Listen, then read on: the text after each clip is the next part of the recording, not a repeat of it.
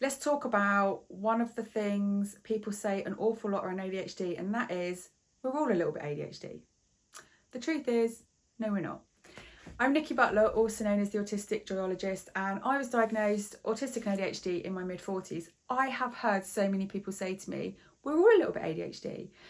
It used to drive me up the wall and it was really frustrating.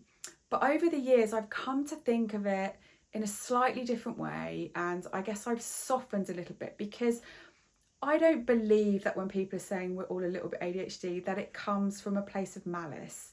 I think it comes from a place of misunderstanding. So I now like to see it as an opportunity to open up new conversations and try and get to the root of why somebody would say, well, we're all a little bit ADHD. But here's the thing. The difficulty for neurotypicals, so for somebody who doesn't have ADHD, the difficulty is that the things that many of us struggle with our ADHD are human behaviours, traits, attributes, skills, whatever terminology you might want to use. So if somebody doesn't have ADHD and you're sort of saying, well, I forget things all the time, I'm really forgetful, I'm always losing things, really struggle to focus and concentrate. Well, a neurotypical person will sometimes lose things. They will sometimes forget what they're doing, and sometimes they're going to struggle to concentrate. So the way that they're trying to process things in their mind to understand ADHD is to kind of go, well, I do that, so we must all be a little bit ADHD. And then when someone says that to me, I usually ask them what makes them say that. And I get that kind of response, well, I lose things and I forget things. So it's an opportunity to explain things on a different level. That's how I look at it. So I always say, well, ADHD affects human experiences, human skills, human traits. And so it isn't just that we occasionally forget something or occasionally lose something.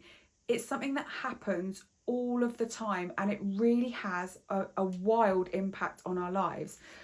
I don't particularly lose things anymore, but that's because I check that I have got my keys, my phone, the things that I need 20 odd times before I leave the house, before I leave a train, before I leave work, because I'm so paranoid that I'm going to lose something. I constantly check things. I forget things, but my support mechanism for that is like a multitude of reminders to make sure I don't miss important events. So it's the impact and the extra effort that I have to go to make sure I no longer miss important appointments.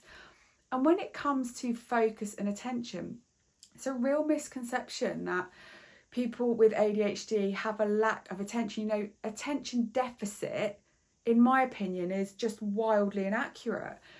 We don't have a deficit of attention, but it's the difficulty and the inability to filter out the information that is important and critical. So there's a great example that I saw on a meme, which was asking somebody with ADHD to highlight the important text in a book, and literally the whole page was highlighted. That's what it's like when the information pours into our brains. Is all of the information from multiple sources are coming in. We have so much to process. It's a lack of ability to filter out the important parts of the information. So we don't know where to focus because we don't know what's important, which means that it's noisy, it's cluttered, and it feels really overwhelming, and can mean that we can't focus on tasks that we need to focus on because we can't identify what's important in that moment. And that's just part of the ADHD experience. And something that's really important to remember is every single person is going to have their own ADHD experiences and challenges, and they will differ depending on the environment, what's happening in their life, their health, the people they're with. It's not necessarily something that is static. One day we might be able to cope with something better than we can the next, because we might not have slept very well. We might have been exposed to something that was overwhelming the day before. Those experiences are going to change. But also for a lot of us that have ADHD, not everyone, so I never want to speak on behalf of everybody, but for many people, there's also things like sensory overwhelm. So struggling with bright lights, with the noise, so different noise levels, or being in busy environments where there's lots of noise and lots of people around and you can't filter out, again, what's important. So I can't have group conversations because I can't listen to multiple people talking at once to keep a track of the conversation. It becomes very noisy, very overwhelming, and I disengage completely because it's overstimulating. You've got things like sensory issues, so itchy clothing, labels, certain textures that become irritating. It's such a diverse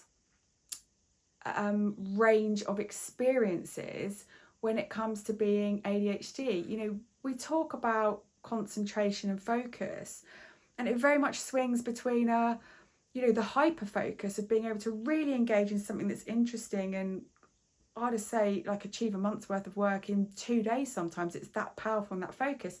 Other days I can't string a sentence or thought together. I'm literally useless to everybody. And unfortunately we can't pick the hyperfocus moments. We can't go, I want my focus and my energy now. It doesn't work like that.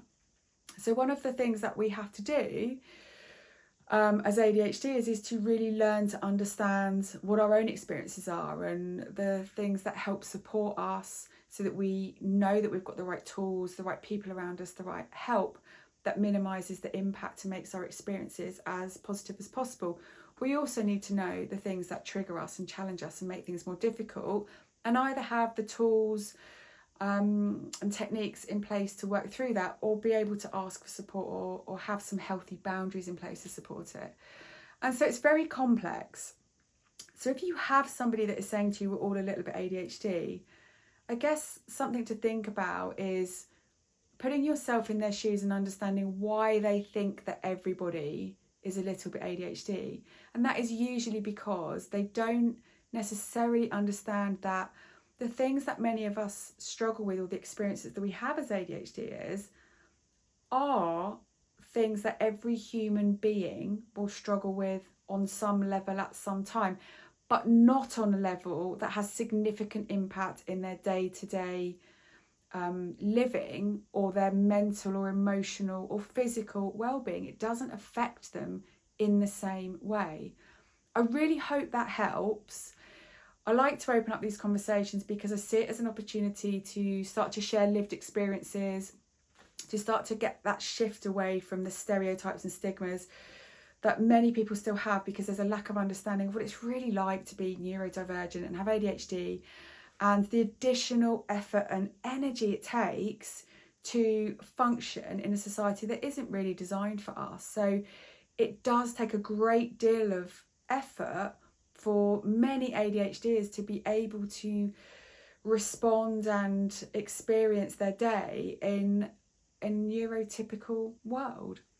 Love to hear your comments. Feel free to drop a comment below. You can reach out on socials, drop me an email, hello@autisticjoyologist.co.uk.